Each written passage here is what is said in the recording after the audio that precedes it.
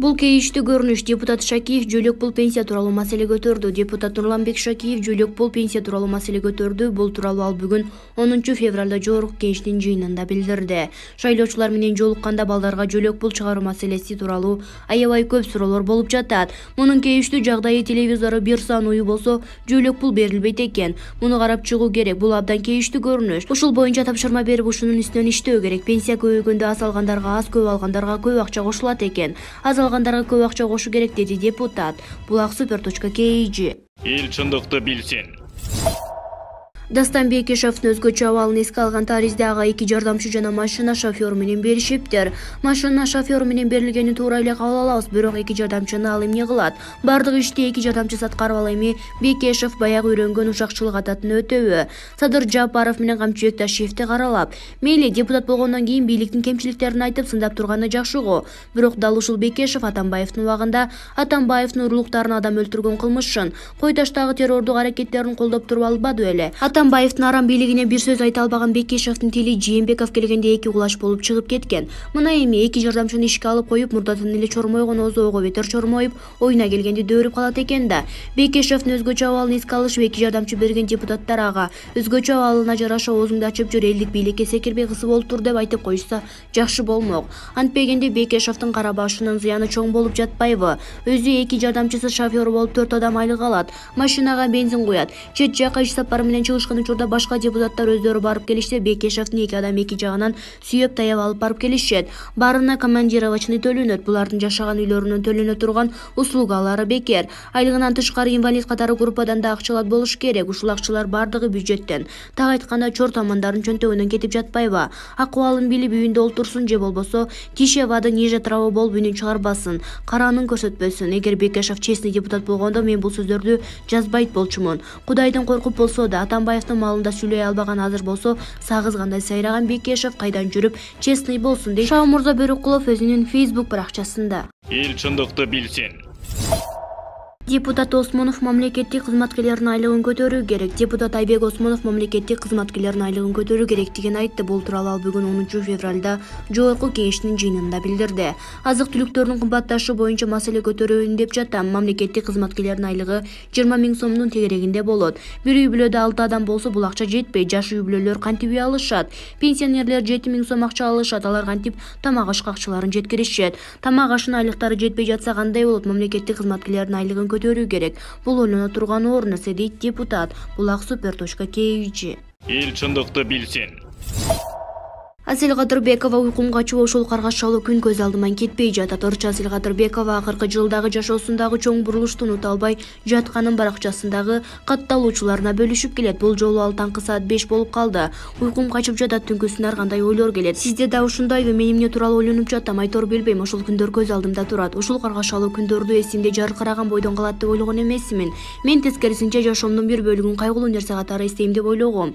2020-21 жылдар менин жашоомдогу катуу сыноо болду. Адам катары жашоодо сынган жокмун деп ойлойм. Ал тургай күчтөндүм. Ушул күндөргө да Аллага шүгүр кылам. Жакындарым да сынап аларга да күч берди. Кудайга шүгүр. Бул жашоону канчалык сүйгөнүмдү сөз менен айтып жеткире албайм. Мен сени көбүрөөк баалай баштадым. Сүйөм жана баруу үчүн рахмат, дейт Асель Кадырбекова. Булак аргумент. Эл чындыкты билсин.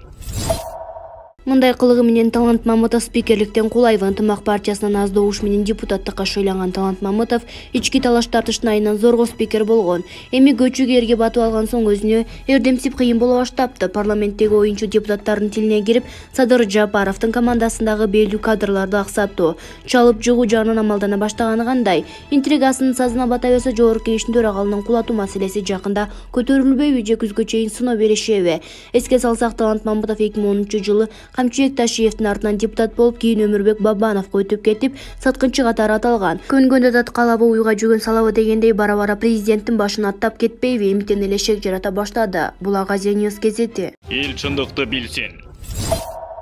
Садыр Нуркожоевич ишкерлерге тоскоолдук болуп жатат. Бишкек Тоңгуч Кичи районунда жайгашкан соода павильондорунун ээлери жеке ишкерлер бүгүнкү күнү соода иштерине тоскоолдук болуп жаткан Супер KG порталы аркылуу айтып чыгышты. 2021-жылы соода павильондунун ээлери Октябрь районунун администрациясынын жана Бишкек башкы архитектуранын макулдугу менен жаңы эксиз долбоорун иштеп чыгышкан. Бүгүнкү күндө павильондордун ээлери долбоорду ишке ашыруу максатында чоң суммадан акция алып, павильондорду заман талабына ылайык жаңыртып башташты. Павильондордун ээлери жыл сайын эмгек келишими менен Бишкек мэриясы жана Октябрь райондук администрациясынын макулдугу менен узартып келишет. Бирок бүгүнкү күндө 4-5 павильондун келишими узарбай жатат. Анткени Туңгуч Кичи районунда жашаган 5-6 жаран 2017-жылдан бери соодагерлердин үстүнөн мэрияга жана Октябрь райондук администрацияга арыз жазып келишет. Мындан улам иш жылбай келүүдө. Ишкерлердин айтымында алар салыктын баардык түрүн убагында төлөп эч кандай мыйзамсыз иштерди жасашкан эмес. Соодагерлердин бири 2 метр жерге Бишкек башкы архитектурадан 15 000 сомго архитектуралык техникалык корутунду жасаткан. Бирок бүгүнкү күнгө чейин уруксат берилбей келет. Ишкерлер аталган павильондордун бир капталына мыйзамсыз көп кабаттуу үйдүн курулуш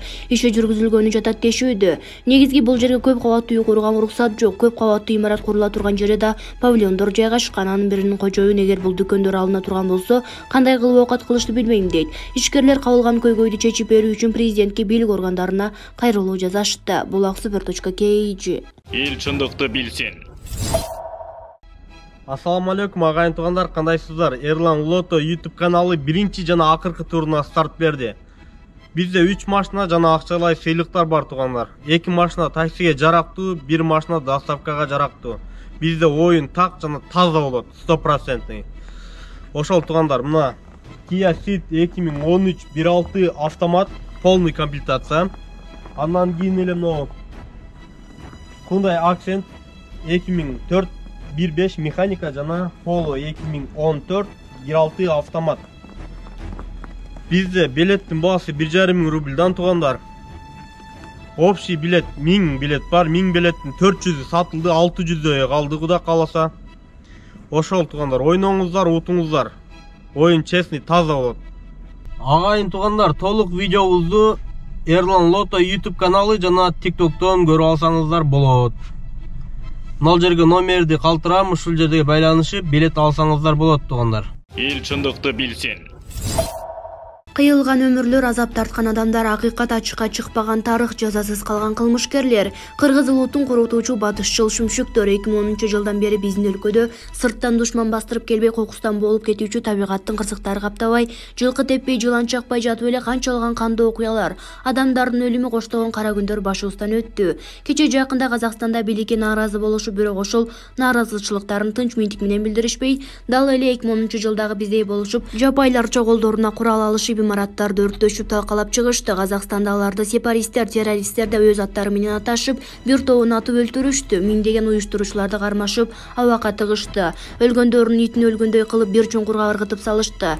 Тирүү колго түшкөндөрдү кылган кылмыштары үчүн жаза алышат. Мына эми казактар башы ооруган күнү тополоң уюштура беришпейт. Курал алып бийликти улатам деген айбандыгой жакынкы 100 жылдарда да баштарына келбейт.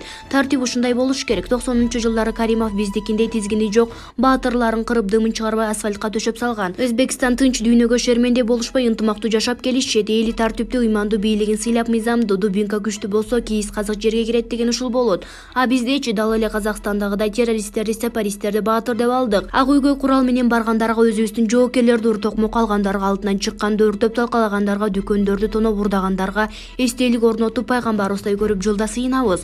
Ушинтип олтурсак, бизде митингдер, тополоңдор, куралдуу төңкөрүштөр, кан төгүлөр токтойбу? Экинчиден, өлкөнүн түштүгүндө тынч эле кыз беришип, кыз алышып, бири-бириникине кирип чыгышып, жакшы күндөрүндө катташып, мамыр-жумур жашап жаткан эки элди согуштуруп, ошонун кесепетине миңдеген адамдар бөөдө өлүп кетишти. Өлгөндөргө ызат, урмат, сый көрсөтүлгөн жок. Эмне үчүн согуш башталды, эмне үчүн ошончо адамдар өлүп кетишти деп сүрүштүргөн адам жок. Согушту баштагандардын кимдер экенин билип турсак да, аларды жазага тарткан бийлик жок. Ушинтип олтурсак, эртең эле дагы согуш чыгып кетип, эки улутту бири-бирине атышпайт деп кимге билдик берет? Күнөөлүүлөр айтылбаса, кыргыз тарап өзбектерге, өзбектер бизге өчөшүп жашап, көңүлдөрдү орногондо көчпөй жүрө берет эмеспи? Эгер күнөөлүүлөрдүн атын аталып жазасын алышса, эки улуттун ортосундагы ушул кирдеген дак жоюлуп кетмек. 3-таласта Коңгонтаевди көк ала койдой сабашып өлтүрүп кое жазашты. Коңгонтаев деген адам элге кызматы сиңген кыргыз армиясына айтып өткүз эрдиктерди кылган. Ошол кезде кызматын өтөп жаткан чыныгы генерал эмес беле? Коңгонтаев башка генералдардай болуп Атамбаевдин кызыл пакетин көтөрө турган тряпка генерал эмес болчу.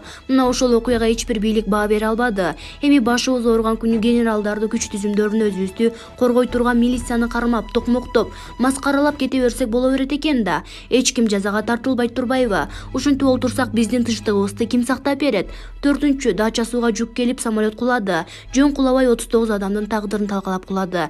Жүк контрабанда жүк экен, ошол кылмыштуу контрабанда жүк болбосо, адамдар бөөдө өлбөй турганы баарына маалым болсо да, бул окуя иликтенбей, айтылбай кала берди. Атамбаевдин бийлигинен кийинки бийликтер деле ошондой жүк ташып жатса керек деген ой кетет бизге. Антпегенде эмне үчүн текшеришпейт? 5-Койташта Үсөн Ниязбеков деген бирөөнүн чолпондой баласы кыргыз армиясынын офицери өлүп кетти жуунткорлордун огунан. Бир адам жоопко тартылган жок. Атамбаев өктөмөйчүгө сенин балаңы соке өлтүрдү деп шылдыңдап жатса, анын телохранители Атамбаев өлкөнү жыргатып койгон деп ыр чыгарып жүрөт. Ушулардын баары жаза алыш керек эле, эгер бизде мыйзам иштесе. Мына эми кайсыл региондордун уруп коррупционер кармал бабакка түшсө, ошол жердин эли чыга беришет. Бошотуп бер улуубузду дешип. Койташтыктар жазалаган болсо башкалар үйүндө пысып жатышмак. Туй албай жаткан койго арачы болгон жаман эчкидей болушпай. 6-Орто Азиядагы эч бир коңшу өлкөлөрдө батышчыл шерменделердин парады өтпөйт. Азаттык окшогон батыштын каналдары өлкө ичине диверсия кылышпайт. Бизде 8 мартта ошол шуркуялардын майрам күнүнө айлантып бергенбиз. Мына урматтуу окурман, ушинтип жүрсөк өлгөндө да оңолбойбуз, наоборот, жакынкы жылдарда изибизди таппай жоголобуз.